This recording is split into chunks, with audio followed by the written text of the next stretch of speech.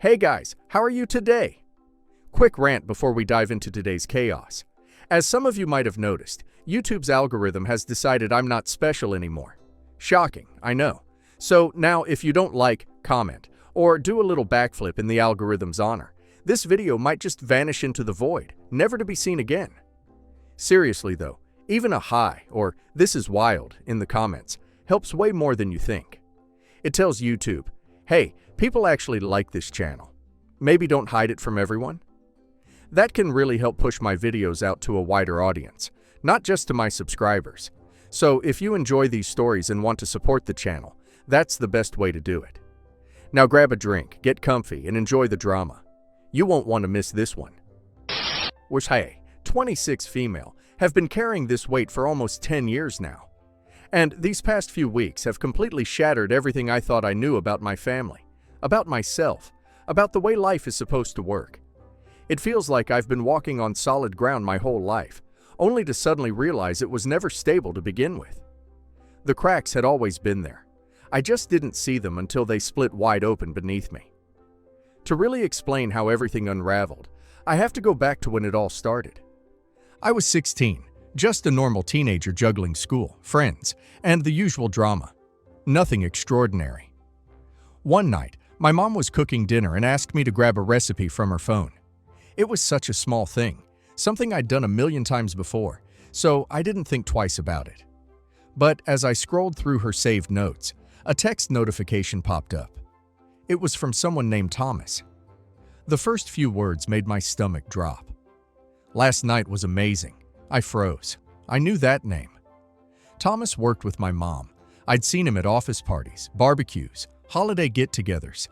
Just another familiar face in the background of my life. At first, I told myself I was probably misunderstanding something. Maybe it was innocent. Maybe I was reading too much into it. But dread settled in my stomach, and before I could stop myself, I tapped on the message. That's when my entire world flipped upside down. The messages weren't just flirty, they were explicit. And even worse, they had been going on for years. For weeks, I didn't know what to do. I felt sick with guilt, with fear, with the unbearable weight of knowing something I was never supposed to find out. My dad, who I loved more than anything, had no idea. And he didn't deserve this. He was the best dad anyone could ask for. Kind, hardworking, always there for us no matter what. Even though he ran his own small business and worked long hours, he still made time for us. He helped with homework, made pancakes on the weekends, tucked us in every night. The thought of him being betrayed like this made my chest feel tight. I couldn't sleep. I couldn't eat. It felt like I was holding on to a secret too heavy for me to carry alone. And then another thought crept in. Something I really didn't want to consider. The timeline. My little sister was 14 at the time, which meant she was born right around the same time my mom's text with Thomas had started. At first, I told myself I was overthinking it. But then, the more I looked at her, the more I noticed she didn't look like Dad. Not like I did. Her features were softer. Her hair was lighter. The more I paid attention, the more I saw him in her Thomas. Once that thought entered my mind, I couldn't shake it. It was like a switch had flipped, and suddenly I could not see it. I went down a rabbit hole digging through old family photos, comparing features at birthday parties and holiday gatherings, looking for anything that could prove or disprove what I was starting to believe. And the more I looked, the more convinced I became. My sister might not be my dad's biological daughter. At first, I tried to push the thought away. I told myself I was being ridiculous, seeing things that weren't there. But deep down, I knew something wasn't right. And eventually, I couldn't keep it inside anymore. One night when it was just me and my mom in the kitchen, Dad was at work. My sister was out with friends. I confronted her. My hands were shaking, my heart pounding, but I needed answers. I thought maybe she would break down, admit the truth, and we could figure out where to go from there. That's not what happened. She lost it. She didn't just deny it. She turned it around on me. She called me crazy, accused me of invading her privacy, made me feel like I was the one doing something wrong. And before I could even process what was happening, she grabbed her phone and called my dad. I'll never forget the way she sobbed into the phone, acting like I was the villain. She made it sound like I was accusing her of the most horrible, disgusting things. By the time my dad got home, she had already spun the whole story in her favor. Suddenly, I wasn't a heartbroken daughter trying to make sense of what I'd found. Elle was just a difficult, rebellious teenager making up lies. My dad sat me down, his voice soft, his eyes full of patience, and told me he understood that I was going through a tough time, but that I couldn't say things like that about my own mother. The disappointment in his eyes shattered me. He believed her completely, and in that moment, I knew there was nothing I could do. So I buried it. I pretended I had just been acting out just like they wanted me to. I pushed it all down and tried to move on. But no matter how much time passed, it never really went away. It was always there, sitting in the back of my mind, waiting. And what happened next? It was nothing short of a nightmare. After my mom turned everything around on me and made me seem like the bad guy, my parents took things even further. It wasn't enough that they refused to believe me. They wanted to prove that I was the problem. They dragged me to multiple psychiatrists, determined to get a diagnosis that justified their version of reality, and they got exactly what they wanted. I was labeled with paranoid tendencies, depression, and even delusional thinking. My mom played her role flawlessly, presenting herself as the heartbroken, concerned parent who just wanted to help her troubled child. She told the doctors that my false beliefs about her affair and my sister's paternity were just symptoms of something deeper. She painted a picture of a daughter who was spiraling, lost in some fantasy world of her own creation. And when I refused to back down, when I insisted that I knew what I had seen, that I wasn't making it up, they escalated things in a way I never expected. They had me admitted to a mental health facility. For 3 months, I was trapped in a place where every single person around me was trying to convince me that I was sick. I was medicated, monitored, and repeatedly told that I was suffering from false memories. Therapists sat across from me, calmly, explaining that my accusations against my mother were a coping mechanism, a way for my troubled mind to process other emotional struggles. They told me I had misinterpreted things, that I was projecting insecurities, that I needed to accept the truth, their truth. The gaslighting was relentless. I wasn't just fighting my parents anymore. I was fighting an entire system that had already decided I was broken. And after a while, it started to work. I would lie awake in my room at night, staring at the ceiling, wondering if maybe they were right. Maybe I had misunderstood something. Maybe I had imagined those texts. Maybe I was losing my mind. The worst part of it all was losing my sister. The person I had been trying to protect the most was the one who turned against me completely. It wasn't just distance. She actively hated me. My mom must have fed her so many lies because she saw me as the enemy. Someone who had tried to tear our family apart out of jealousy or spite. She shut me out completely, and I had no way to fix it. When I was finally released, things at home were unbearable. My parents treated me like I was fragile, like I was a ticking time bomb they had to tiptoe around. Any disagreement, no matter how small, was always thrown back in my face as proof of my mental instability. Every time I tried to push back, I was reminded of my history of making things up, of my condition, and of how they had helped me through my breakdown. The manipulation never stopped. And some days, I actually believed them. Maybe I had misunderstood. Maybe I had overreacted. The line between truth and fiction had been blurred so much that even I wasn't sure anymore. But I knew one thing for certain. I had to get out. As soon as I turned 18, I left. I moved as far away as I could for college, taking out massive loans so I wouldn't have to rely on my parents for anything. I knew that if I depended on them financially, they would use that as another way to control me. So, I cut as many ties as I could. I built a new life, went to college, got my degree, and found a solid job in tech. I made real friends, people who saw me for who I was, not who my parents had made me out to be. I kept contact with my family to a bare minimum. The occasional holiday call and a few birthday texts, just enough to avoid any unnecessary drama. My sister had blocked me on social media years ago, so there was nothing left to salvage there. Then last week, my dad called. The second I heard his voice, I knew something was wrong. He sounded broken in a way I had never heard before, like someone had completely crushed him. Turns out, my mom's affair never ended. After all these years, my dad had finally caught them together at their vacation home of all places. He had hired a private investigator, and what they uncovered was undeniable. Years of proof, emails, text messages, and conversations that stretched back long before I had ever found those texts on my mom's phone. And among the messages were discussions about my sister's paternity. Everything I had tried to tell them a decade ago was true. My dad broke down crying. He apologized for everything, for not believing me, for letting them lock me away, for failing me as a father. He told me he was divorcing my mom and that he wanted to fix things between us. He wanted to rebuild our relationship. I should have felt vindicated. I should have felt relief. But all I felt was rage. How was I supposed to just accept his apology? How was I supposed to pretend like everything was fine now that he finally had the truth? What about the years I had lost? The time I spent being medicated and convinced I was insane? The relationship with my sister that had been destroyed? The trust I had lost in my family, in authority figures, in myself?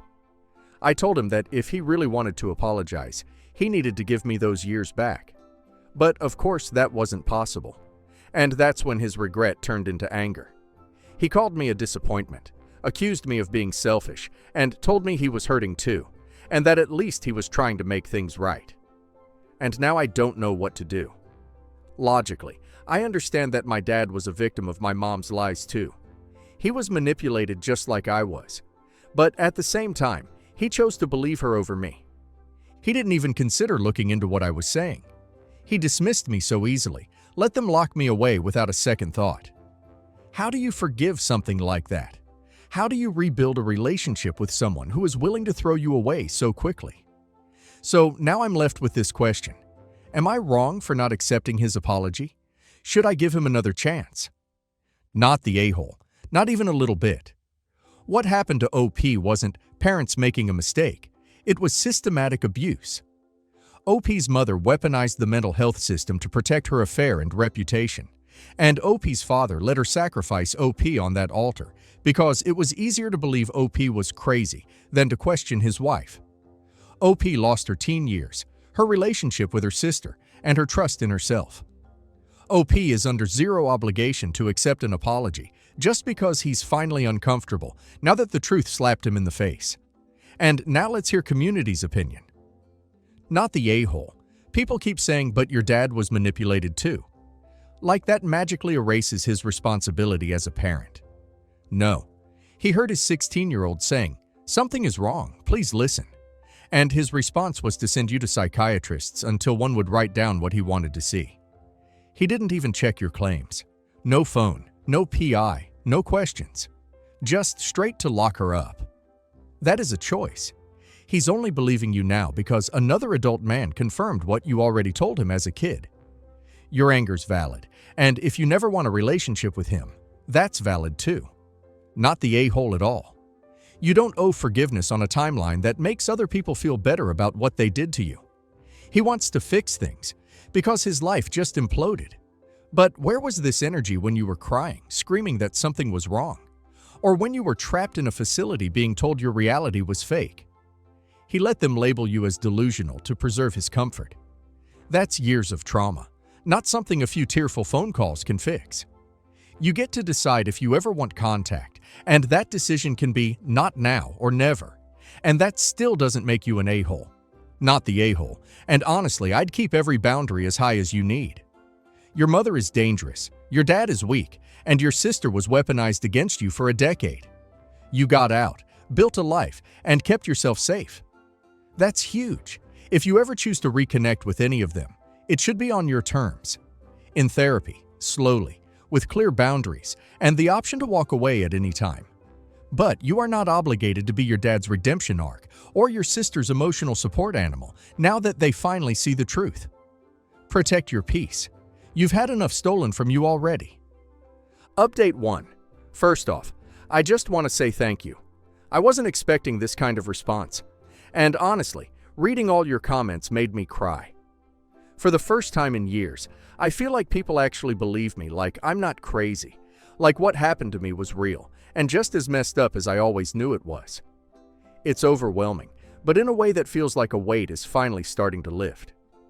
For so long, I've carried this alone, buried under years of doubt and gaslighting. But hearing from so many people who see it for what it really was, I don't even have the words. Just thank you. Yesterday, I talked to my therapist about everything my dad's call. The anger that's been sitting like a fire in my chest, and all the emotions that keep hitting me like a freight train. She helped me realize something I hadn't fully grasped before. My rage isn't just about my dad. It's about all the adults who should have protected me and didn't. It's about the psychiatrists who never stopped to consider that maybe, just maybe, a teenager could be telling the truth. It's about the staff at the mental health facility who blindly reinforced my mom's lies instead of questioning them. And of course, it's about my dad who chose the easy way out, who decided it was simpler to believe I was mentally ill than to actually listen to me. It wasn't just one betrayal. It was an entire system of people I should have been able to trust. And they all failed me at the same time. A lot of people asked if I could take legal action against the mental health facility. That thought had crossed my mind before, but hearing so many of you bring it up made me actually look into it. I spoke to a lawyer who specializes in medical malpractice, and unfortunately, the answer wasn't what I wanted to hear. Legally, proving malpractice would be nearly impossible. The facility followed all the standard protocols based on the information they were given, meaning based on what my parents told them. On paper, they weren't acting maliciously. They were just doing their job, even if their job meant reinforcing a lie that destroyed my life. And legally, even if there was something there, the statute of limitations has most likely passed. So basically, I have to live with the fact that what happened to me was deeply wrong, but there's no real way to hold anyone accountable for it. It's frustrating, but at this point, I'm just trying to figure out how to move forward. And then there's my sister. She emailed me today, a long message full of apologies and regret. She said she feels completely lost now that she knows the truth, like everything she thought she knew about our family has been flipped upside down.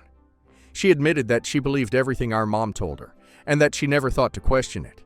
And now knowing that she spent all these years hating me for something that wasn't true, she doesn't know how to process it. And I just don't know what to do with that. I haven't responded yet because honestly, I don't know how to respond. How do you even begin to rebuild a relationship that was shattered by a lie that massive? This wasn't just a simple misunderstanding. It wasn't some petty sibling argument that got blown out of proportion. It was 10 years of her believing I was a jealous, spiteful person who tried to rip our family apart for no reason. She didn't just distance herself. She hated me. She blocked me. She cut me out of her life completely.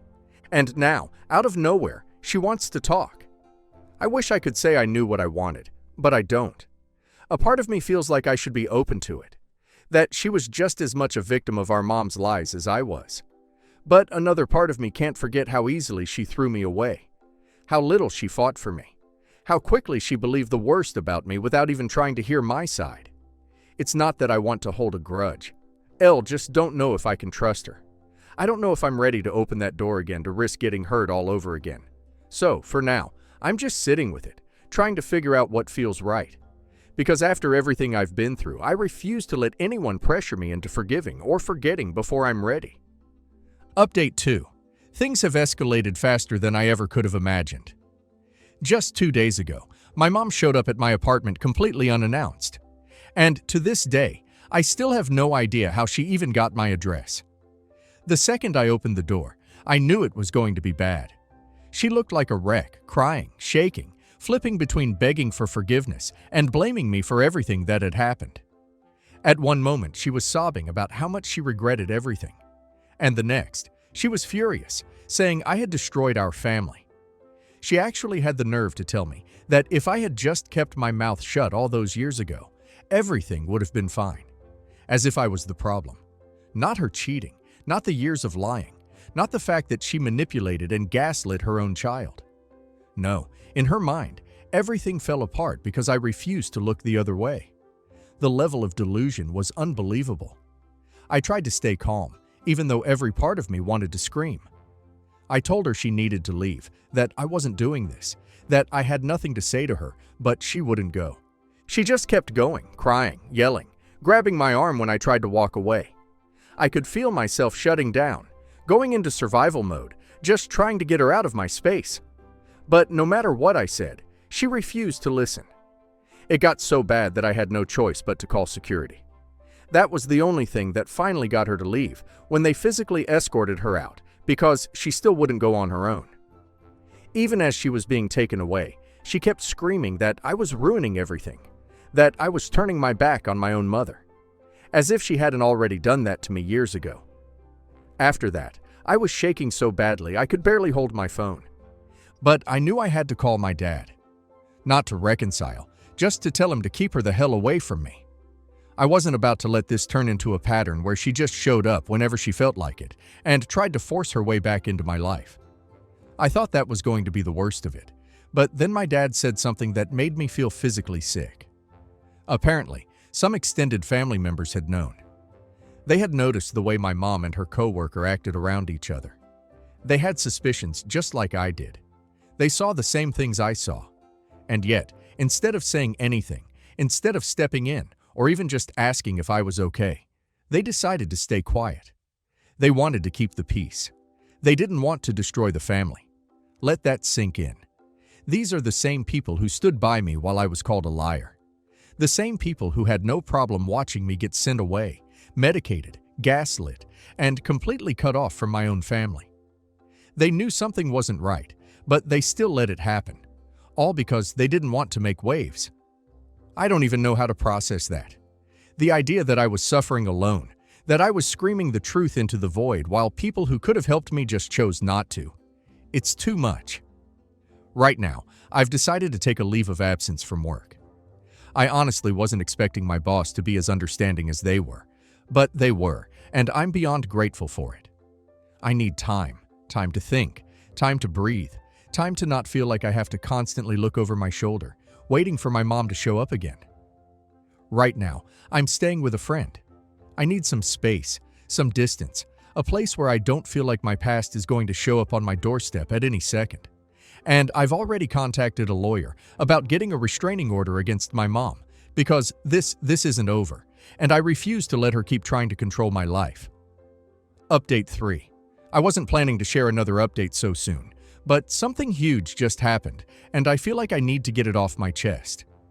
Out of nowhere, my sister's biological dad, my mom's old coworker, got in touch, but not directly. He had his lawyer contact us, which already set off alarm bells in my head. And here's the part that completely threw me off. He wants to make things right financially. He's offering to pay for therapy for both me and my sister. And on top of that, he's talking about setting up a trust to cover what would have been my college expenses plus interest. It's a lot, but of course, it doesn't stop there.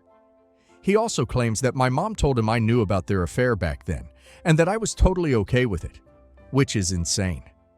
Just another one of her lies, another piece of the fake story she built to make sure everything stayed in her control. Now he says he feels guilty. Guilty for believing her. Guilty for standing by while my life got torn apart. Guilty for not stepping in when he heard I ended up in the hospital. And now he wants to do something about it. Like throwing money at the situation will undo everything that happened. My dad is absolutely furious about all of this. He thinks this guy has no right to suddenly swoop in and act like he's fixing things with a fat check. To him, this isn't generosity. It's a slap in the face, like he's trying to buy forgiveness or wipe away the past with money. My sister, on the other hand, is completely spiraling. It's like her entire identity has been ripped out from under her. She's questioning everything, trying to piece together what parts of her life were real and what were just lies told to keep the truth hidden. And in the middle of all this, my mom is making things even worse. She's now threatening to drag out the divorce and make it as painful as possible if my dad dares to let me accept any money from her ex. She just has to have control over everything, even now. And me, I'm stuck. Stuck in the middle of a mess that keeps getting bigger no matter how much I just want to be done with it. A part of me wants to just take the money and disappear. Start fresh somewhere else, somewhere far away from all of this. But there's this nagging feeling, this voice in the back of my head telling me that accepting it would make me part of the cover-up. Like I'd just be letting them throw money at the situation to make it go away, to pretend like none of this ever happened. And I don't know if I can live with that. My therapist told me to take my time and to sit with everything before making any decisions. But it feels impossible when things are moving so fast. Every time I think I'm starting to figure things out, another bombshell drops and I'm back at square one. It's exhausting. It's like I can't even catch my breath before the next wave of drama comes crashing down on me. I just want peace. I just want to heal. But how am I supposed to do that when every single day brings something new to deal with? Right now, I feel completely torn. A huge part of me wants to cut everyone out of my life. Just walk away from all of it. No explanations, no second chances, nothing. Just leave it all behind and build a life where none of this follows me. But then there's the guilt, the part of me that feels like I'd be abandoning my sister, even though she's only now realizing the truth. The part of me that wonders if I'd regret giving up on my dad completely. I don't know if there's any way to truly fix things with them after everything that's happened. But I also don't know if I can just not try. And then there's the money. Do I take it? Do I use it to give myself a better future? Or would it just make everything worse? Make me feel like I'd let them buy me off, like I'd put a price on what I went through. I have no idea what the right choice is. No matter which way I look at it, it feels like the wrong answer. Writing this all out should be helping, but honestly, it's only making me feel more lost. I thought maybe laying it all out would give me some clarity, but instead, I just feel like I'm sinking even deeper into this mess. I don't know what to do. I don't even know where to start. Update 4. Hey everyone, I just wanted to give an update on everything that's been going on. After a lot of back and forth, I finally decided to accept financial help from my mom's old co-worker, my sister's biological dad. It wasn't an easy choice, and I went back and forth on it more times than I can count. But in the end, I decided that I needed to do what was best for me, no matter what anyone else thought. I talked to a lawyer. Thankfully, a friend's dad was able to help with that. And we're making sure everything is done properly. Everything is being documented, all legal, no strings attached. This isn't about making peace with the past or forgiving anyone. It's just about securing a future for myself that I never really got the chance to have. As expected, my parents completely lost it. My dad has been texting me nonstop saying I've broken the family and that I should never have accepted help from someone who, in his words, is basically a stranger. It's like he'd rather see me struggle than accept anything from this guy, even though my dad himself never lifted a finger to help me when I needed it most. And then there's my mom. Her reaction has been exactly what you'd expect. She's been flipping out, not just at me, but at him too. And honestly, even he's done with her at this point. After everything that's happened, he's finally had enough. He told her outright that he didn't want to stay with her anymore. I don't know why that surprised me, but it did. I guess even the people who enable her eventually get sick of the chaos she creates. My sister is still struggling, still trying to figure out where she stands in all of this. But at this point, I just can't keep focusing on other people's emotions when I'm barely keeping my own in check. I've been through too much, and for the first time, I feel like I have a chance to step back and actually think about myself for once. I spent so many years trying to be heard, trying to be believed, trying to fix things that were never mine to fix. But now, I don't owe anyone anything. Not my dad, not my mom, not even my sister. If she wants to work things out, that's on her. I just can't carry that weight anymore. I still don't have everything figured out, but I just wanted to say thank you to everyone who's reached out. The supportive messages, the kind words, it really does mean more than I can say. Even though things are still a mess, it helps to know that people are rooting for me.